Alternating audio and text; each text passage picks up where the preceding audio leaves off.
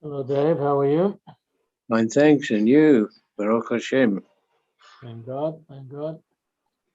Just setting up the YouTube and the screen share. Will be a minute.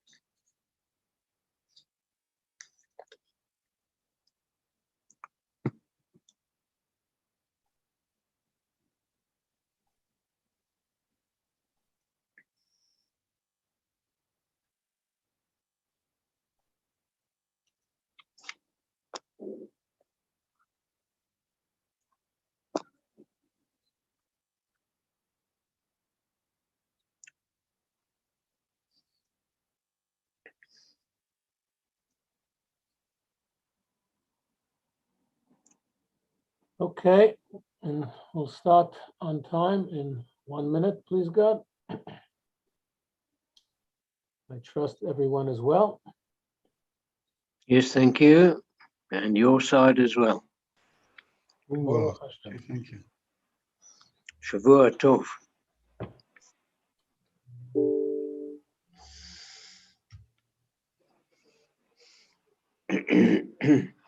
Hmm.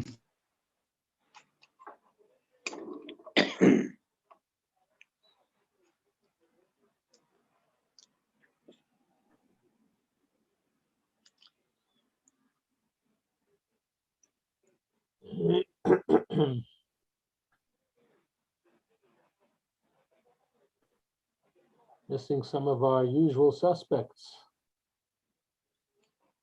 The A team.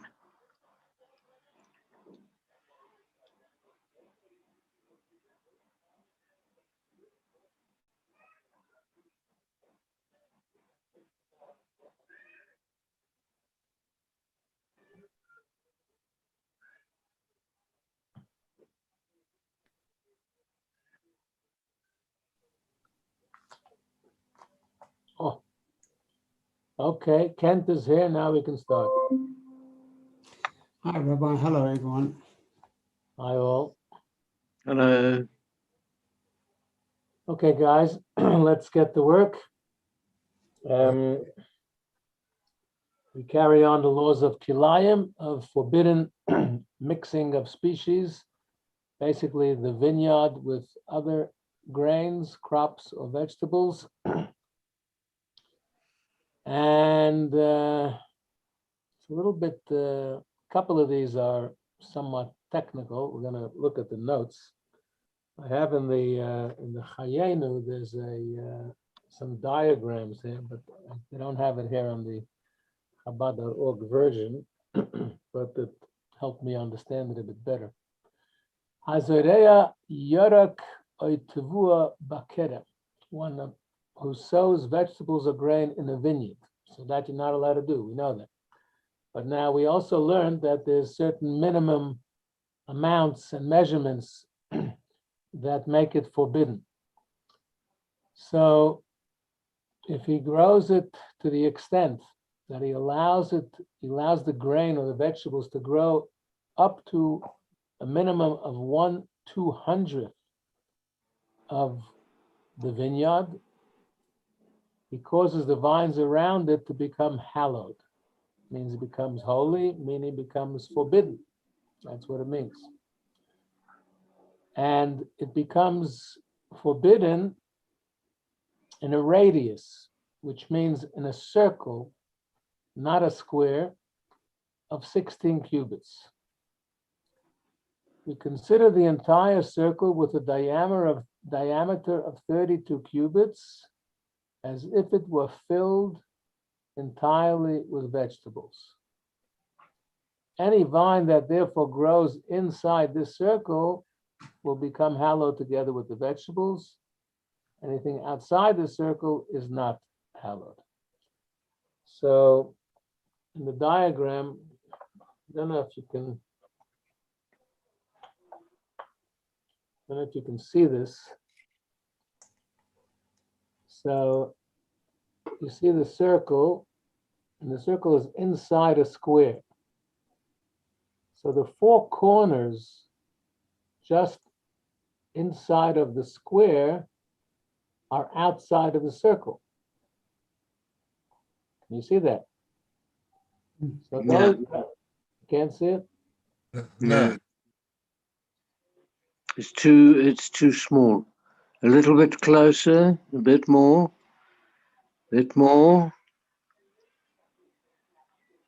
Yeah, not, yes. Okay, so That's not bad. you see the four corners just Yes. inside the square are Yes, outside the circle. yes. So those four corners are not forbidden. He explains in number 2, when there are more than 4 cubits between the edge of this circle and the rows of the vines outside it, that's when this applies. If there were exactly 4 cubits or less between them, then we'll consider it as if the circle had reached the row which is next to it, and it's as if the diameter is now 40 cubits rather than 32. We take into consideration that every vine that is included in this circle that is 40 cubits in diameter, and it is hallowed. Okay, so it depends on the distance between the circle and the corners of the square. Again, he explains further. It applies when one sows or maintains the different species in the midst of the vineyard. So there's a vineyard, and boom, in the middle of the vineyard, he plants these grains. If, however, he sows the grain of vegetable outside the vineyard, the problem is it's next to it, it's right next door, which we know we learned on Friday. I learned with you the chapter which said that you have to keep a distance. And we learned what the minimum distance was. So if he sows outside the vineyard, but next to it, meaning too close, beyond the minimum distance that he should have done, he then will cause the 2 rows of the vines next to the other species sown to become hallowed.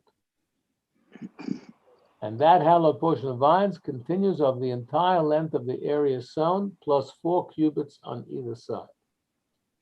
The portion 4 cubits wide of the area sown along the entire length of the external row of the vineyard becomes hallowed, but it doesn't affect the whole vineyard. If one sows such crops next to a single vine, not a whole vineyard, only a circle with a radius of 6 handbreadths. Remember, we discussed the handbreadth is a fist, and 6 handbreadths is not too big. We said it's about, what did we say it was about? About 2 feet or something, a meter, foot and a half a meter. Then only a circle with a radius of 6 handbreadths of the area sown becomes hallowed. What if it's a small, tiny little vine, less than a handbreadth? So if this is a handbreadth of fist, then there's a vine less than that, it's really tiny. So a small vine less than a handbreadth long does not cause the sown area to become hallowed. So there are certain minimums, and less than a handbreadth does not qualify. When there are two vines planted opposite two others, and another one projects as a tail. If, however, so it's sort of like a triangle. If, however, the entire vineyard was planted in this manner, it does become hallowed. So if you made a whole vineyard, but each vine is less than a tefach, less than a handbreadth, a fist, but there's a whole vineyard of such things. So clearly, that's how you're planting your vineyard, small little pieces, small little vines. Then it becomes a vineyard, and then the whole thing is problematic. But if it's just one or a few little pieces of vine, then the law will be more lenient. Now, here's an interesting one. Sometimes you have, I know in my garden, we have different levels, because my property sort of goes downward, and the house is flat, but below the house there's a garden, and there's sort of two levels of height to the garden, and it goes in a downward projection. So theoretically, if I wanted to plant vines on my upper level and vegetables on my lower level, I could do it, but there are certain minimum requirements that you have to distance. So he says, following applies when there are two gardens, one above the other, and the lower one is planted as a vineyard.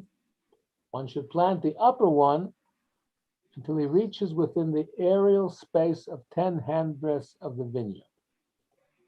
So that would mean, let's just look at number 11 down below. Sorry, nothing there. Okay. So he says here, number 5, he says an aerial space of 10 handbreadths of the vineyard. So you should make sure that there's a distance, a gap between the vineyard and the vegetables of at least 10 handbreadths. So 10 tefachim, I said, would be like somewhere waist or chest high from for a person standing. There should be that kind of gap between the two species, because it is forbidden to sow seeds within 10 handbreadths of the aerial space of a vineyard or a vine. If the upper garden was planted as a vineyard, then one should sow the lower garden until he reaches within 3 handbreadths of the roots of the vines. So there, it should not go up to within 3 handbreadths of the roots of the vine. So you have to know where the roots are. So we don't want it to mix even below the ground either.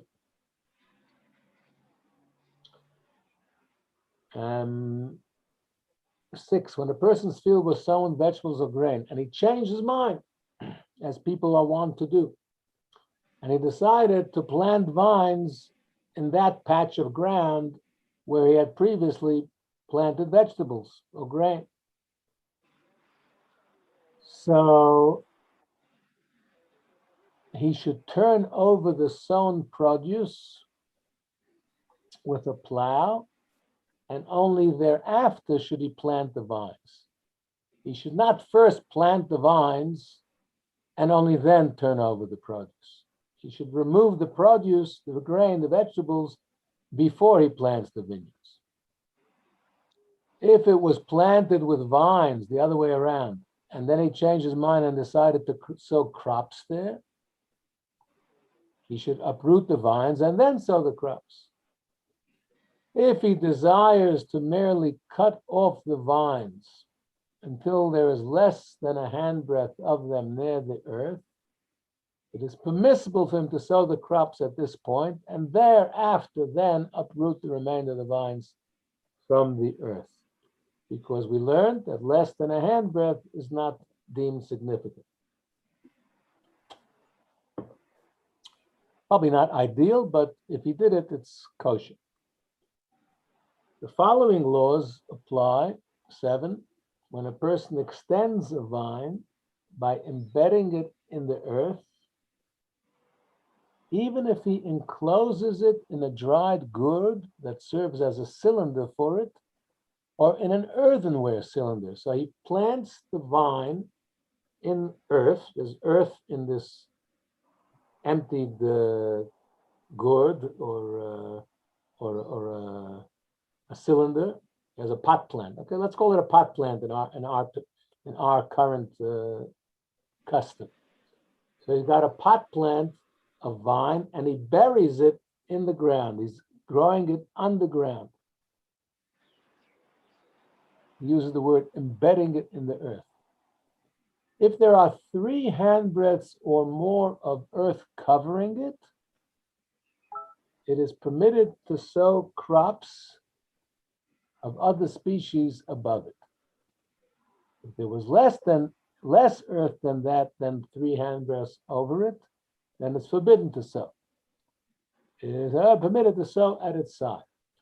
So if it's embedded in the earth, you have to make sure that there's 3 handbreadths between that and the earth. If there's enough space, if you planted it deep enough, then you could plant grain on top. If we extended it through hard ground,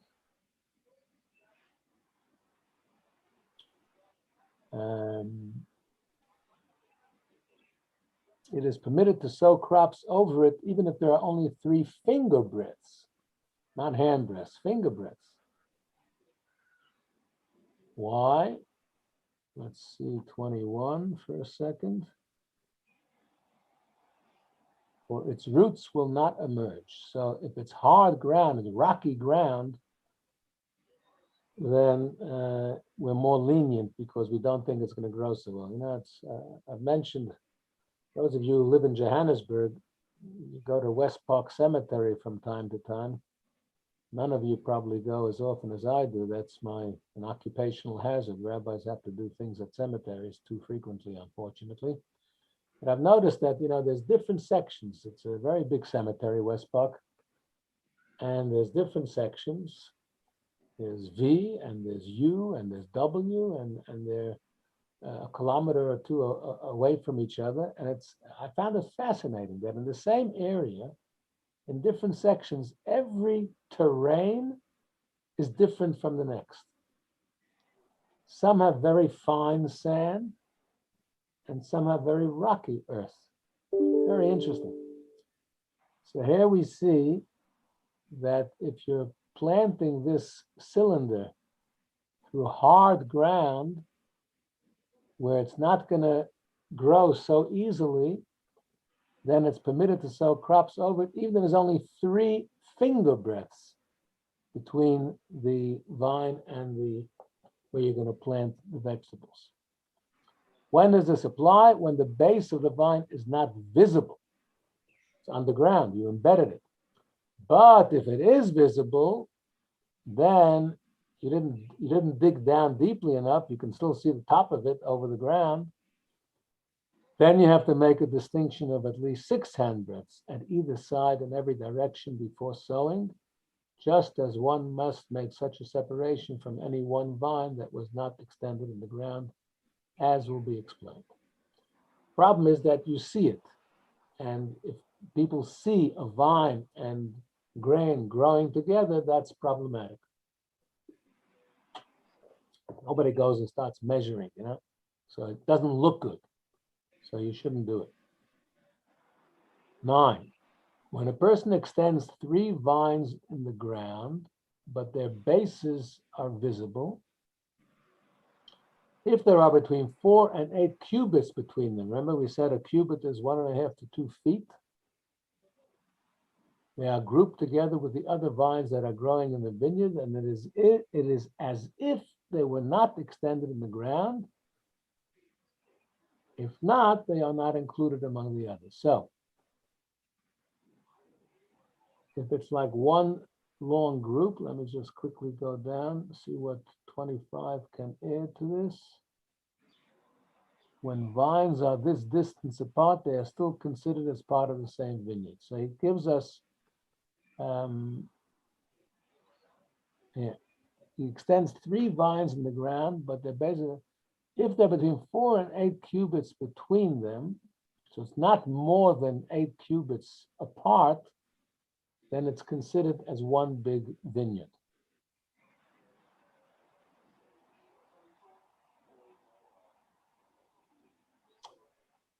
If there were less than 3 vines, they are not included as part of the vineyard. Instead, so it's each one is like a separate thing. Each one should separate 6 handbreadths on every side, and then you can sow other crops around them, because it's just an isolated vine rather than a whole vineyard. 11, one who sows crops under branches and leaves that emerge from the vine causes the produce to be hallowed, even though the crops are several cubits away from the base of the vine. So the branches and the leaves emerging from the vine, there's no grapes on those branches and leaves, presumably. It's just branches and leaves. But it's connected to the vineyard. So the vegetables, the crops that you grow with them will be considered as part of the vineyard and will become forbidden. Now here's another interesting one. Today also we see, people who do gardening and landscaping, they make a trellis and they have the vines creeping up the trellis, right? You see it with vines, you see it with ivy even. People, sometimes in Johannesburg, which is a walled city, sometimes you see people want to make their walls look a little bit nicer and they plant ivy creeping up the walls. Shouldn't just be a big stone wall, brick wall. So if a person drapes a vine over a portion of a trellis intended for vines, he should not plant crops under the remainder of the trellis, even though there are no leaves or branches upon them. If it's one trellis, even though there's a big gap between the vine, he should not plant vegetables underneath, because it's one trellis. If he did plant there, since there are no crops under the shade of the vine, it's permitted. Similar laws apply if he draped a vine over some branches of a tree, but it's a tree that is not fruit producing. For example, cedars or pines, nothing's growing there, no fruit. So it's like a trellis. A non-fruit bearing tree is like a trellis. If by contrast he draped the vine over some of the branches of a fruit-bearing tree, it is permitted to sow under the branches of the tree where the vine was not draped. The reason being that a person does not nullify a fruit-bearing tree to make it a trellis for a vine. So it seems like when he made this trellis and put a vineyard, a vine branches over it, he was now mentally dedicating this trellis as his vineyard place. Therefore, the whole trellis becomes associated with vineyard, and you have a problem. But if he's draping his vineyard vines over a fruit-bearing tree, he does not mentally intend this whole fruit-bearing tree to become a vineyard. No, he wants the apples or whatever else is growing in that on that tree. So he does not render the whole tree into a vineyard because he fully wants it to be a fruit-bearing tree. So there's a vineyard on top and there's fruit on bottom, and it's kosher. As long as there's some distance between them, I presume. If after produce was sown, the branches were extended and covered the produce, they should be shifted to another place. So you can't have them growing together. That's pretty obvious. 13, when a person does so under the remainder of the trellises from where there are vines, or under the remainder of the branches of a tree that does not produce fruit, and then the branches of the vine were extended and covered the crops that grew, it is forbidden to maintain them or shift the branches of the vine. Rather, he has to uproot the crops completely. You can't just separate them. 14, when reeds are jutting out from the lattice on the surface of a trellis, but the owner does not want to jut them off. I think it's a mistake. Yeah? Probably should be cut them off, no?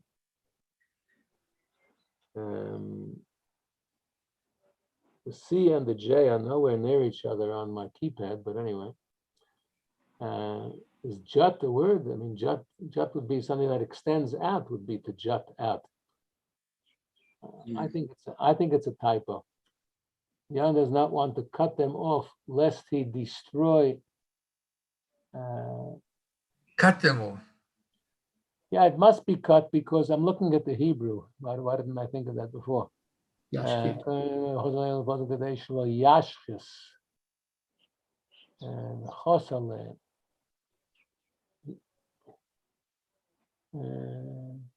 Yeah, he doesn't want to cut them off lest he destroy the trellis. He is permitted to sow crops under them.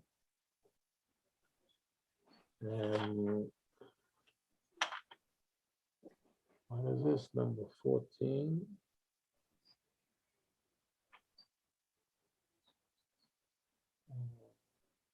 Just look at number 40, 1 second.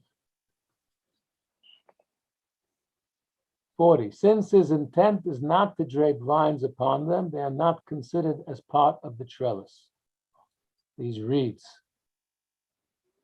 If he left them so that the branches and leaves that emerge will grow upon them, then it is forbidden to sow crops under them.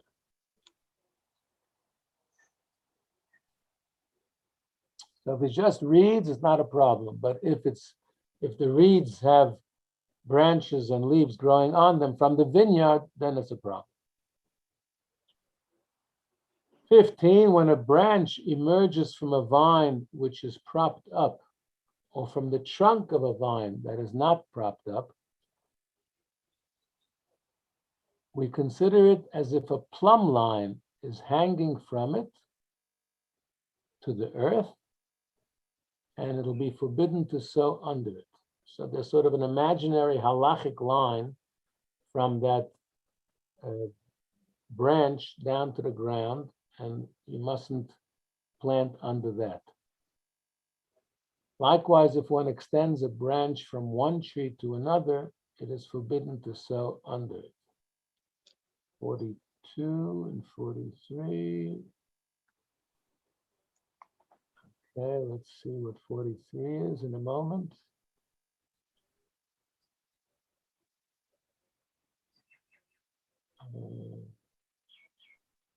Since he transgressed by sowing there, our sages required him to uproot the crops. The Rambam's wording indicates that he maintains that only the crops are forbidden, but not the vines. The vines came first, so he has to remove the crops, but the vines are still kosher. Finally, number 16, when a person ties a rope or rubber cord to a branch and ties the other end to a tree, and the branch is presumably a branch of vines, he's permitted to sow crops under the rope, even though one part is connected to a vineyard. If he extended this rope with the intent that the branches and leaves will grow upon it, then it becomes like the same status as a trellis, and it'll be forbidden to sow under it. So normally, in the first case, he wasn't planning to have the vine grow upon it. He's not planning that vine should grow on this rope. All right, bit technical today. What can I say? Thank you for your patience. Thank you. Thanks, Rabbi. Thank you, Reb. Thank You're you. Thanks, Reb. There will be more interesting subjects coming up one of these days. Stay tuned. Don't give Okay. up. Hang Rabbi? in there. Yeah.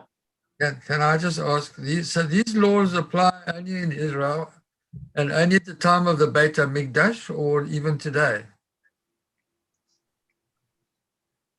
I mean, what is the Was that not discussed in chapter 1? discussion? Sorry? Was that not discussed in chapter 1? Was Does it- does anybody remember if that was discussed previously? The plant, yeah, the planting. I know it's only in Israel. Yeah, Hmm. the planting of seeds, mixed seeds, is forbidden only in the land, but grafting in that would be forbidden outside the land as well. It might Okay. also be rabbinically forbidden. Some of these things are Yeah. biblically Yeah. forbidden in Israel, but rabbinically forbidden anywhere. Hmm. We can check on that. Okay, thanks, Rabbi. Bye, everybody. Be well. Have a Thank you, good day. Rabbi. Happy Thanks, New Year. Reb.